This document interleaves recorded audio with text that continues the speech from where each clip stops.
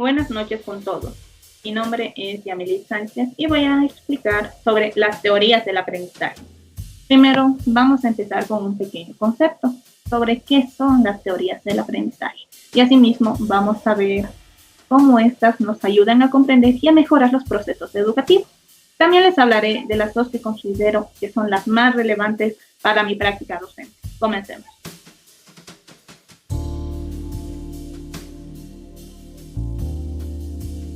Muy bien, aquí está un pequeño concepto. ¿Qué son las teorías del aprendizaje?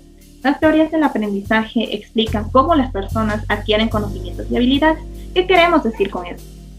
Todas las personas tenemos una manera diferente de aprender. Por ejemplo, puede ser por la observación, puede ser por la experiencia, puede ser por el descubrimiento.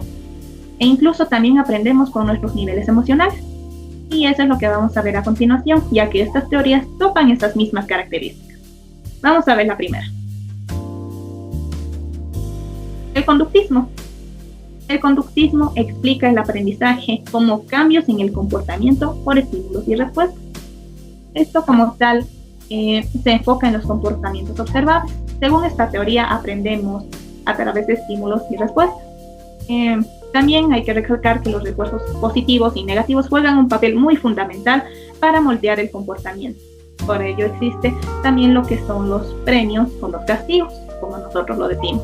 Por ejemplo, si un maestro premia con puntos extras a los estudiantes que entregan las tareas a tiempo, está aplicando el conductismo para fomentar su hábito. Esto sería básicamente cómo funciona el conductismo. Vamos a ver otra teoría.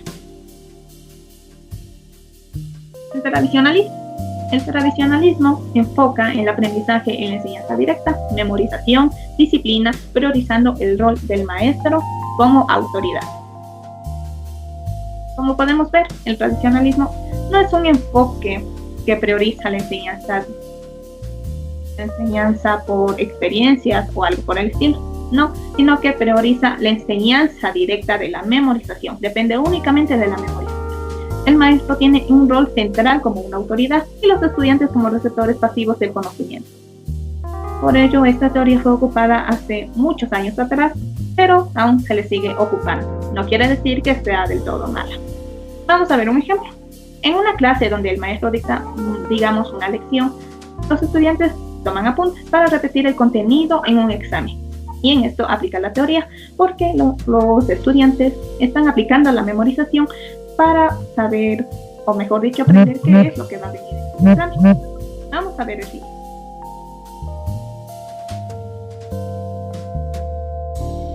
Bueno, vamos a ver la teoría cognitivista. Enfoque en procesos mentales como memoria y pensamiento. La teoría cognitivista se centra en cómo procesamos la información como la memoria, el razonamiento, la resolución de problemas, entre otras. Esta teoría valora el papel activo del estudiante en la organización y en la comprensión del conocimiento. Por ello es muy importante recalcar que comprendan estos conocimientos mediante el papel activo. Vamos a poner otro ejemplo. Un ejemplo de cómo aplica la teoría cognitivista. Por ejemplo, un maestro que utiliza esquemas o mapas conceptuales para explicar un tema está ayudando a los estudiantes a procesar y organizar la información de manera efectiva. Vamos a ver la siguiente.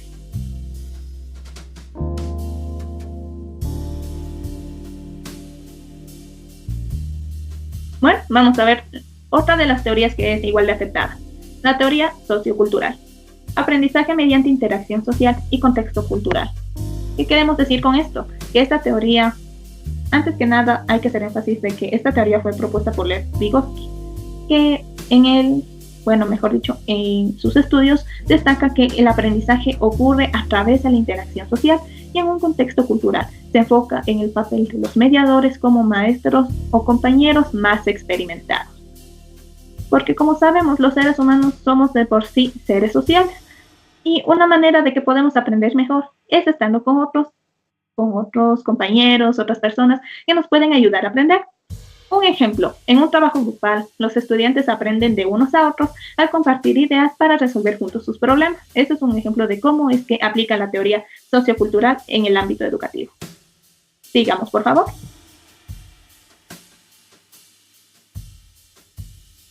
Bien, vamos a ver el aprendizaje por descubrimiento, que es la construcción autónoma del conocimiento guiada por el maestro. Como tal, el aprendizaje por conocimiento implica que los estudiantes construyan su propio conocimiento, explorando, experimentando, obviamente con la guía del maestro facilitador para que pueda crearse ese conocimiento. Vamos a ver un ejemplo. Pongamos que en una clase de ciencia, un maestro que permite que los estudiantes realicen un experimento. Esto con el fin de descubrir las propiedades líquidos, por ejemplo, en esto del agua. Es una manera de cómo aplica esta teoría. ¿Por qué? Porque el niño está aprendiendo en base a la experimentación. Como lo es ejemplo, este experimento que acabo de poner de ejemplo. Así que sigamos, por favor.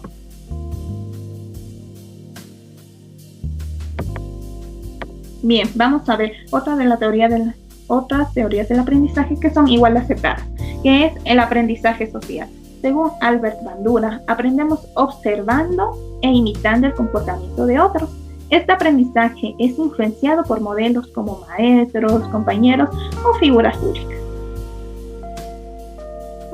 Por ejemplo, puede ser, para que sea más entendible, un estudiante que observa a su maestro, ser respetuoso, ser amable con todos, aprende a tratar a los demás de la misma manera. El niño aprende viéndole al maestro cómo es que es amable, es respetuoso con otras personas. ¿Por qué? Porque observó al maestro. Entonces lo hace por imitación. Sigamos, por favor.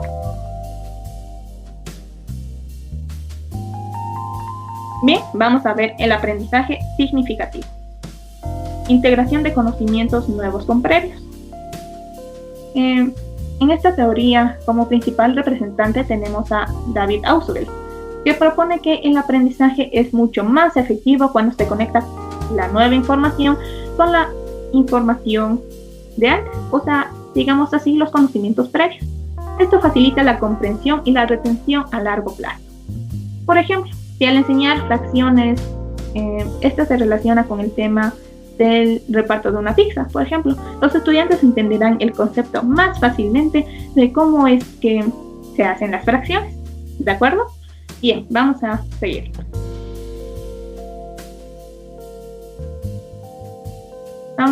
Sigue el constructivismo. Esta también es una teoría muy fundamental. ¿Por qué? Porque nos dice que la construcción activa del conocimiento es por el estudiante. El constructivismo como tal sostiene que el aprendizaje es un proceso activo donde los estudiantes construyen su conocimiento a base de experiencias previas y nuevas. Vamos a poner otro ejemplo. Un maestro que propone proyectos prácticos, cómo construir, digamos así, un modelo en equipo, puede fomentar el aprendizaje constructivista. ¿Por qué? Porque son proyectos en el cual el niño puede construir sus propios conocimientos. Así que sigamos. Vamos a ver la última teoría, que es el humanismo. El humanismo es un aprendizaje centrado en el desarrollo personal y emocional. Como todos sabemos, es tan fundamental no solo abordar los temas académicos, sino también lo sentimental, porque también los sentimientos influyen mucho en el desarrollo, influyen mucho en la atención y la memoria del niño. Por ello es importante que siempre esté con una buena salud emocional. Por tanto, el humanismo coloca al estudiante como el centro del aprendizaje, valorando su desarrollo integral, como sus emociones o sus motivaciones. Un representante humanista que se llama Carl Rogers resaltó que el aprendizaje significativo ocurre cuando el estudiante se siente valorado y respetado. Para que se pueda entender de la mejor manera, pondremos otro ejemplo. Un maestro que adapta su enseñanza para entender las necesidades emocionales y académicas de sus estudiantes aplica esta teoría, porque dentro de todo el docente quiere abordar esos temas emocionales, porque no todo va a ser académico. ¿Sí? Vamos a ver. Ahora, ¿cuál es mi opinión? ¿Cuál aplicaría en mi docencia? Vamos a ver. Primero, el humanismo. Aplicaría el humanismo porque me importa mucho que mis estudiantes se sientan escuchados, se sientan valorados. Si un niño está pasando por un momento difícil, quiero ser ese apoyo que lo motive a seguir aprendiendo. Quiero ser esa figura que le haga seguir, porque dentro de todo, más que maestros que solo enseñan lo académico, también tenemos que ver el lado sentimental del niño, porque es un ser humano al igual que nosotros. Por ejemplo, si tuviera un estudiante que tiene dificultades personales, me esforzaría en crear un ambiente seguro para que pueda concentrarse y dar lo mejor de sí. Por ello, aplicaría el humanismo. Vamos a ver el porqué del aprendizaje por descubrimiento. Creo que la curiosidad es una herramienta muy poderosa, que por eso ha llevado al ser humano a crear muchísimas cosas innovadoras que nos ha permitido progresar en el desarrollo. Por ello, prefiero guiar a mis estudiantes para que exploren y encuentren las respuestas por sí mismos. Esto no solo fomenta su autonomía, sino que también nos motiva a aprender. Por ejemplo, en una clase de historia, estudios sociales, les pediría que investiguen sobre su cultura local, que también es un tema muy importante de abordar, y que compartan sus hallazgos con la clase. ¿Por qué? Porque así podemos ver cómo es que pasan, cómo es que viven, y así mismo aprender. Así que esto sería todo en cuanto a mi opinión y sobre la exposición de estas teorías. Muchísimas gracias.